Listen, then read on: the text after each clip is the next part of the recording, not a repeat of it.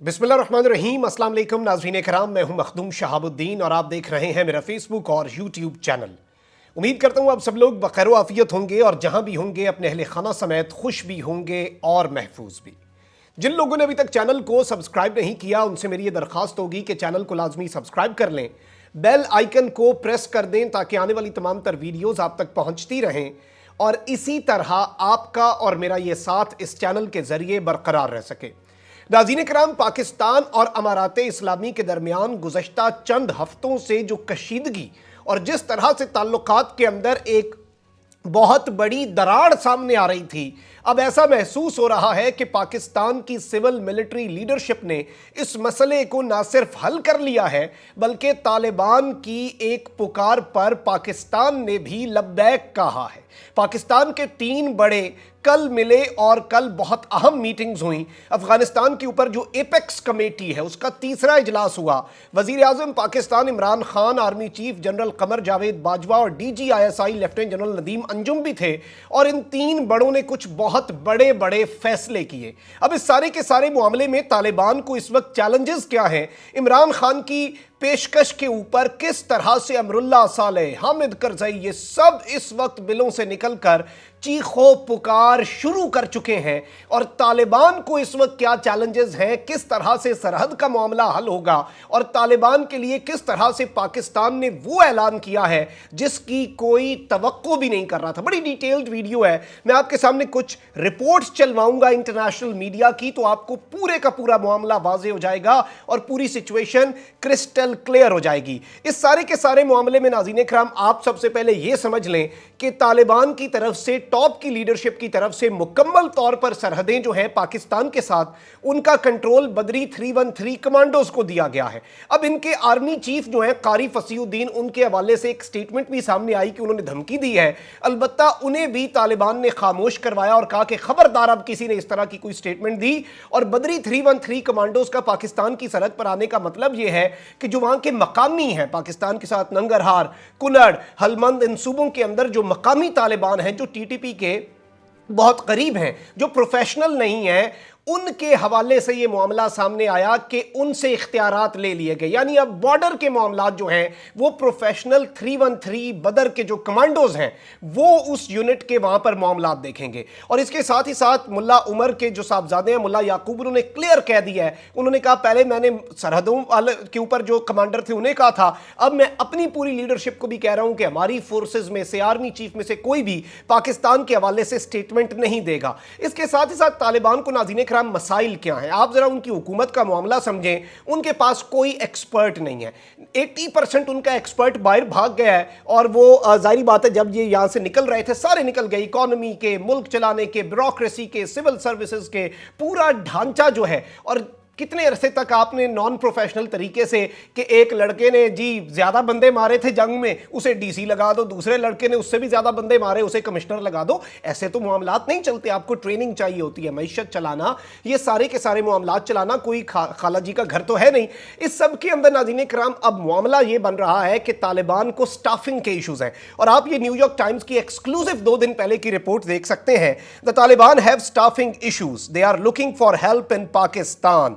Government jobs are given as patronages to ex-fighters and exiles living quietly in Pakistan, but not all possess the technical skills required for the job.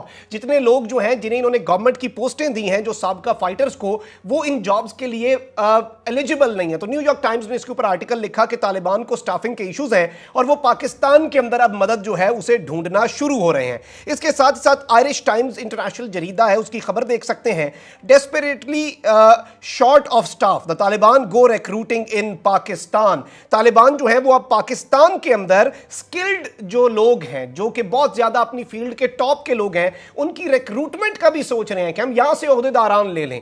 अब ये मामला जो है इस सब के अंदर पाकिस्तान की ट्रेनिंग और पाकिस्तान की तरफ से ये सब, आपको याद होगा पाकिस्तान के वजीर खजाना ने कहा था कि हम इकोनॉमी में मदद करेंगे। उस वक्त इनके कुछ मकामी लीडर उठ खड़े हुए कि ये कौन होते हैं मदद करने वाले, हमने कहा ठीक है हम नहीं करते। और अब वही तालिबान जब उन्हें रियलाइज हुआ कि इस मदद के बगैर وہ اپنا ملک نہیں چلا پا رہے, ہیومینیٹیرین کرائسس ہے, اکنامک کرائسس ہے اور کولیپس پہ ہے, دی ورج آف کولیپس ہے امارات اسلامی کی حکومت. آپسی اختلافات, دیگر ایشوز, سرحدوں پر ان کے کمانڈرز کے شتر بے مہار بن کے ایران, ترکمنستان سب سے پھڈا, پاکستان تک سے پھڈا. تو یہ سارے مسائل جو ہیں اس کے اندر, جب انہوں نے یہاں پر یہ بات کہی اور طالبان نے پاکستان سے رجوع کیا, تو کل پاکستان کے وزیر اعظم نے ایک سٹیٹمنٹ دی تھی اور آپ یہ طلوع نیوز کی خبر دیکھ سکتے ہیں. Pakistan Khan orders skilled personnel to be sent to Afghanistan. Imran Khan نے اتھارٹیز کو کہا ہے کہ ہم افغانستان مین پاور بھیجنے کے لیے تیار ہیں, اور اس سارے کے سارے معاملے کے اندر پرائم منسٹر آفس نے اس حوالے سے آفیشیل ریمارکس دیے. اور اس ایپیکس کمیٹی کے اندر یہ کہا گیا کہ تمام بائی لیٹرل کوآپریشن جو ہے اسے بھی ہم آگے بڑھائیں گے, اور ان کی جتنی ریکوائرمنٹس ہیں ہم انہیں مدد کرنے کے لیے تیار ہیں. ہم یہاں سے ایکسپرٹس بھیجنے کے لیے تیار ہیں, ہم آپ کے لوگوں کو ٹرین کرنے کے لیے تیار ہیں. اور اس سب کے اندر اب ہوا کیا؟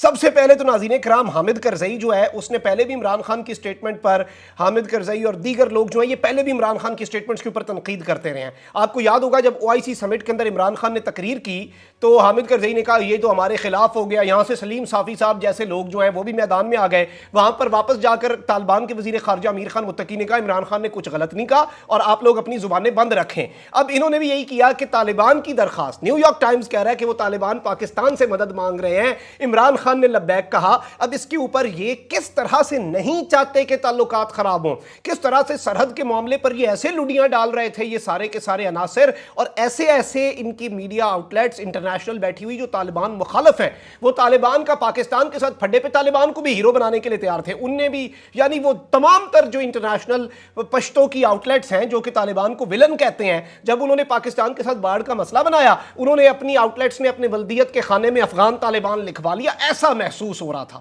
اور اس سب کے اندر آپ یہ دیکھ سکتے ہیں خامہ پریس نیوز ایجنسی کی خبر, there is no need for foreign man power in Afghanistan. Karzai reacted to Imran Khan statement کہ اس وقت افغانستان کے اندر کسی فورن مین پاور کی ضرورت نہیں ہے. بھئی آپ حکومت میں ہیں نہیں تو آپ یہ سب کچھ کیسے بول سکتے ہیں؟ اور اس سارے کے سارے معاملے کے اندر ناظرین کرام, اس پوری کی پوری صورتحال کے اندر آپ ریپبلک ورلڈ, یہ وہ ارنب گوسوامی والا انڈیا کا چینل ہے, ظاہری بات ہے اس پر ہی امراللہ صالح کی خبر چھپے گی, ورنہ جس طرح سے وہ بھاگا, یہ جو ان کا سابق نائب صدر تھا اشرف غنی کے دور میں اور پاکستان کے خلاف عرضہ سرائی کرتا ہوتا تھا, آپ یہ ریپبلک ورلڈ کی خبر اپنی سکرینز پر دیکھ سکتے ہیں. Amrullah Saleh takes dig at Imran Khan's comment over sending civil servants to Kabul. Amrullah Saleh نے اس سب کے اوپر کہا ہے کہ جی بڑی تنقید کی اور پاکستان کو کہا کہ آپ نے یہ سارے معاملہ کیا, ٹرینڈ پاکستانی پرسنل کیوں بھیجنا چاہتے ہیں. اور یہ سب کے سارے اس نے جو ٹویٹ کیا ہے وہ یہ ہے کہ پاکستان کے prime minister has said his government will fill the vacuum of post August 15 brain drain in Afghanistan by sending civil servants. اور اس سب کے اندر کہا ہے کہ vetted by the ISI will indeed help the Taliban get their missing civilian half. Send them sooner as your khaki trainees aren't doing well.